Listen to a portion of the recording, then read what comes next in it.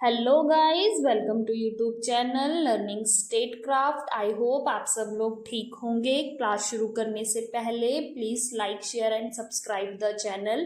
Last class में हमने हमारा टॉपिक शुरू किया था स्टेट थ्योरी, जिसके फर्स्ट पार्ट में हमने state, origin of word state, it's wrong use and meaning and definition topic जो है वो कवर अप कर लिया है। आज हम आगे के टॉपिक को कवर अप करेंगे। नेक्स्ट टॉपिक है हमारा essential and non essential element of state. पहले हम करते हैं एसेंशियल एलिमेंट ऑफ स्टेट, जिसमें आता है population, fixed territory, government and sovereignty.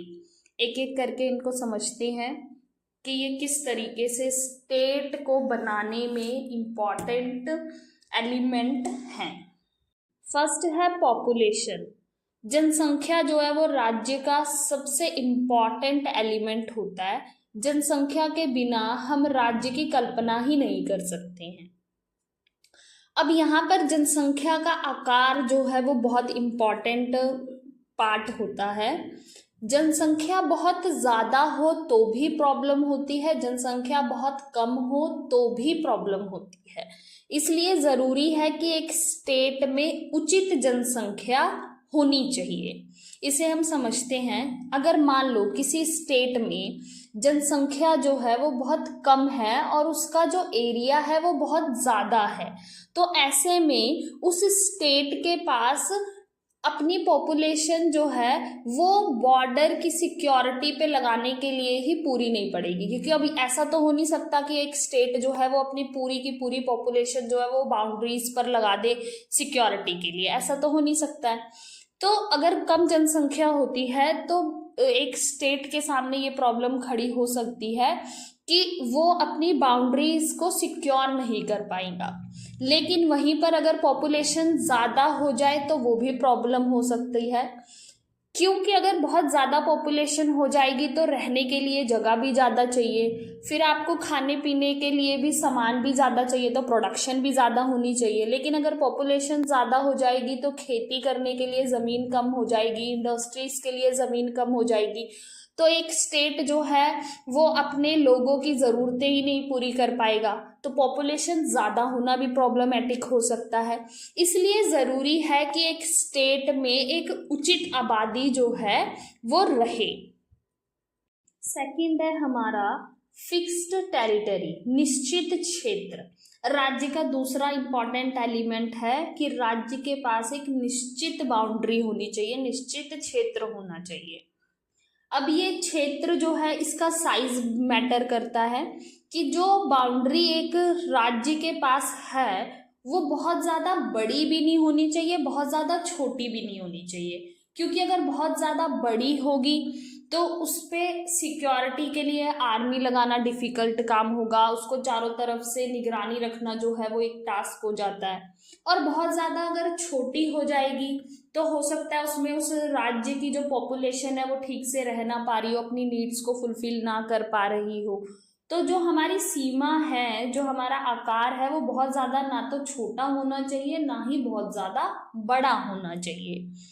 इसमें सेकंड इम्पॉर्टेंट बात आता है नेचर ऑफ टेरिटरी, कि आपके पास जो भूमि है, जिस क्षेत्र में आप रह रहे हो, उसकी जलवायु कैसी है। ऐसा तो नहीं है कि वो उपजाऊ नहीं है या वहाँ पे खनिज पदार्थ नहीं मिल रहे हैं, तो वहाँ की जलवायु कैसी है ये भी बहुत इम्पॉर्टेंट है कि एक राज्य के पास जो है वो उपजाऊ ज़मीन हो, वहाँ पे खनिज पदार्थ मिलते हों, है ना, ताकि वो अपनी नीड्स को फुलफिल कर पाए। इसका नेक्स्ट इम्पॉर्टेंट पार्ट होता है बाउंड्रीज।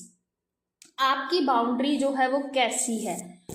एक बाउंड्री होती है जो नेचर के द्वारा बनती है, एक बाउंड्री जो मैन मेड होती है। नेचर के द्वारा बनी हुई बाउंड्रीज, जैसे इंडिया की अगर हम बात करें तो नॉर्थ में हिमालय से, पहाड़ों से हमारी बाउंड्री जो है वो बनी हुई है चाइना के साथ, है ना। वहीं पर अगर हम नीचे साउथ इंडिया की बात करें तो यहाँ पर हमारी बाउंड्री जो है वो समुंदर से बनी हुई है ना। तो हमारी बाउंड्री कैसी है ये भी बहुत इम्पॉर्टेंट है, क्योंकि हम बाउंड्रीज से ही एक दूसरे देशों से जुड़े हुए होते हैं। तो उसके लिए हमारे जो पॉलिटिकल रिलेशंस होते हैं वो अच्छे होने चाहिए। तो बाउंड्रीज जो हैं वो भी इम्पॉर्टेंट पार्ट होती हैं हमारे टेरिटरी का। नेक्स्ट है हमारा गवर्नमेंट। गवर्नमेंट जो है वो थर्ड इम्पॉर्टेंट एलिमेंट है हमारी स्टेट का, क्योंकि सरकार जो है वो लोगों को नियमबद्ध या नीतिबद्ध तरीके से रहना सिखाती है। अगर सरकार नहीं होगी तो जो हमारी जनसंख्या है वो असंगठित रूप से अराजकता की एक भीड़ की तरह जो है वो रहेगी, लेकिन सरकार जो है वो लोगों को नियमबद्ध रूप से रहना सिखाती है, उनके साझे हितों को बढ़ावा देने का काम करती है। और सरकार के जो अलग अलग अंग हैं वो मिलकर क्या कहते हैं, काम करते हैं। सरकार के अंग होते हैं जैसे लेजिस्लेचर, एग्जीक्यूटिव, जुडिशरी। लेजिस्लेचर का काम होता है लोगों की इच्छा के अनुसार कानूनों को बनाना, राज्य के धनों पर नियंत्रण रखना। वहीं पे जो हमारी एग्जीक्यूटिव है उसका काम होता है कानूनों को लागू करना और राज्य पर प्रतिबंध लगाना, राज्य कैसे चलना चाहिए उसको सही ढंग से चलाना। वहीं पे न्यायपालिका का काम होता है कि अगर कोई विवाद हो जाए उसका निपटारा करना, कानूनों की व्याख्या करना। तो ये सभी अंग मिलकर जो है वो सरकार बनाते हैं और कार्य करते हैं। और सरकार जो है वो हर राज्य में पाई जाती है, बस इसके रूप जो है वो अलग अलग हो सकते हैं। कहीं पे मोनार्की हो सकती है, कहीं पे डेमोक्रेसी, कहीं dictatorship, Republic, parliamentary form of government हो सकती है, फेडरल हो सकता है, प्रेसिडेंशियल फॉर्म हो सकता है, लेकिन सरकार जो है वो हर राज्य में पाई जाती है। फोर्थ इंपॉर्टेंट एलिमेंट है हमारा सोवर्निटी, प्रभुसत्ता। प्रभुसत्ता जो है वो राज्य की एक सर्वोच्च शक्ति होती है जो राज्य को सर्वोच्च या सर्वशक्तिमान बनाती है, और इस शक्ति के प्रयोग से ही राज्य जो है व्यक्तियों या संस्थाओं से अपने आदेशों का पालन करवाता है, और इसी शक्ति के द्वारा ही राज्य जो है वो खुद किसी भी आदेश को मानने के लिए बाध्य नहीं होता है। इसके दो पहलू हैं, एक है आंतरिक प्रभुसत्ता, दूसरा है बाहरी प्रभुसत्ता। आंतरिक प्रभुसत्ता क्या होती है, जब राज्य जो है उसके पास वो सर्वोच्च शक्ति होती है जो जिसका प्रयोग करके राज्य जो है अपनी सीमा के अंदर रहने वाले व्यक्तियों से, संगठन से अपने हर आदेश का पालन करवा सकता है। और बाहरी प्रभुसत्ता होती है कि राज्य जो है वो बाहर की किसी दूसरी शक्ति के अधीन नहीं है, वो किसी भी बाहर की शक्ति के आदेशों का या उनके हुक्म को अपने ऊपर नहीं चलने देगा। वो क्या कहते हैं, आत्मनिर्भर है अपने विकास के लिए, अपने निर्णयों के लिए। वो किसी और का हुक्म जो है वो खुद नहीं मानेगा। जैसे जब भारत कॉलोनियल स्टेट था तो वो ब्रिटेन के लोगों के आदेशों को मानता था, है ना, क्योंकि ब्रिटेन का राज था यहाँ पर। लेकिन अब भारत जो है वो प्रभुसत्ता संपन्न गणराज्य है, तो अब वो क्या कहते हैं, उनके आदेशों को मानने के लिए प्रतिबद्ध नहीं है। अब वो किसी भी बाहरी शक्ति के आदेशों को नहीं मानेगा।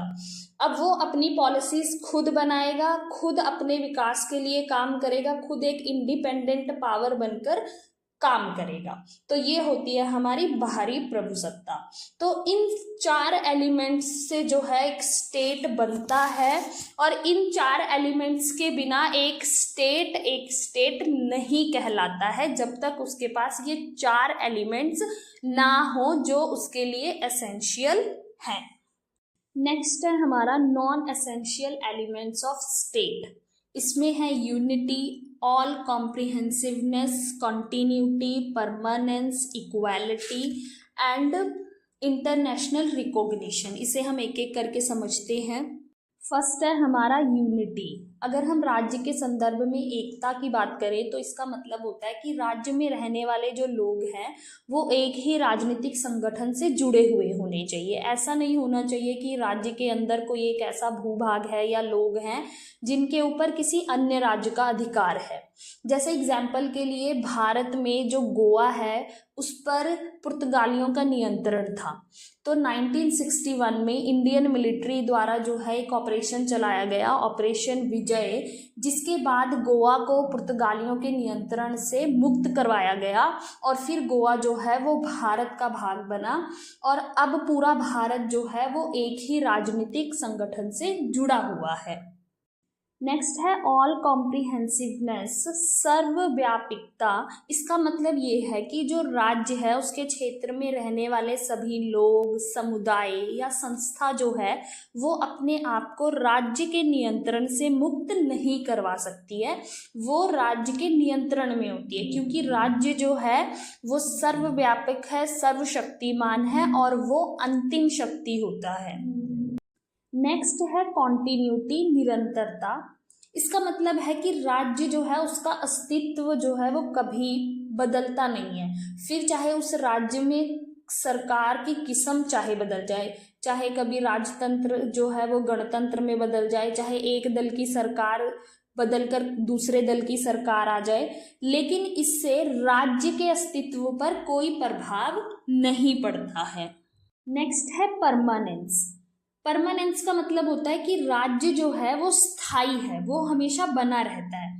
जैसे मान लो कि एक राज्य को किसी दूसरे राज्य ने जीत लिया और उस पर अपना नियंत्रण कर लिया, तो इससे होगा क्या कि जो राज्य हारा है उसकी विशिष्टता खत्म हो जाएगी, लेकिन ऐसा नहीं होगा कि उस राज्य में रहने वाली जो जनता है वो राजहीन हो जाएगी, बल्कि वो दूसरे राज्य के अधीन चली जाएगी। जैसे एग्जाम्पल के लिए जब भारत और पाकिस्तान का पार्टीशन हुआ उस टाइम पर जो आज के प्रेजेंट टाइम में पाकिस्तान में जो लोग रह रहे हैं, ऐसा नहीं हुआ था कि वो राजहीन हो गए थे, बल्कि वो दूसरे राज्य के अधीन आ गए थे। अब वो अपने आप को भारतीय ना कहकर पाकिस्तानी कह रहे थे, लेकिन उस वक्त भी वो एक राज्य का हिस्सा थे। नेक्स्ट है इक्वालिटी, समानता। राज्य के संदर्भ में अगर हम समानता की बात करें तो इसका मतलब ये है कि अंतर्राष्ट्रीय कानूनों की दृष्टि से सभी राज्य जो हैं वो समान होते हैं, फिर चाहे किसी भी राज्य का आकार बड़ा हो या छोटा हो, कोई विकसित राज्य है, कोई अविकसित राज्य है, कोई अमीर है या गरीब है, लेकिन अंतर्राष्ट्रीय कानूनों के सामने या अंतर्राष्ट्रीय स्थिति में ये सभी राज्य जो है वो समान होते हैं। नेक्स्ट है इंटरनेशनल रिकॉग्निशन की अंतर्राष्ट्रीय मान्यता।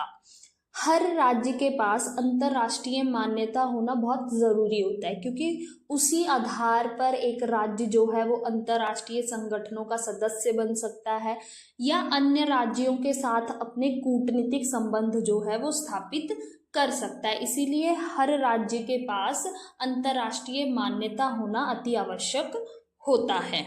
आई होप आपको आज का टॉपिक क्लियर हो गया होगा। आज के लिए बस इतना ही। नेक्स्ट क्लास में हम हमारा टॉपिक करेंगे theories of state. Thank you for watching. Please like, share, comment and subscribe the channel.